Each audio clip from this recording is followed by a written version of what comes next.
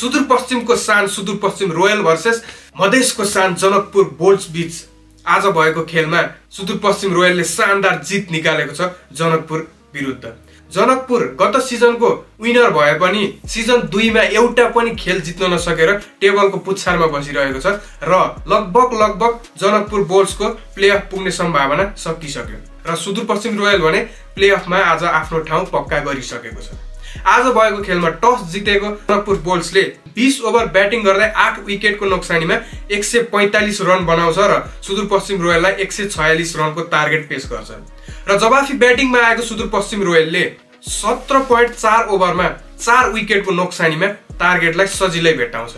यसैसँगै सुदूरपश्चिम रोयलले आफ्नो 5 खेल मध्ये 5 खेल जित्दै टेबलको टपमा राज गरिरहेको छ भनेदेखि जनकपुर बोल्ट्सले आफ्नो सबै खेल हार्दै टेबलको पुच्छारमा बसिरहेको छ। तपाईहरुलाई आज जनकपुर बोल्ट्स र सुदूरपश्चिम रोयल बीचको खेल कस्तो लाग्यो कमेन्ट गर्न भने नभुल्नु होला।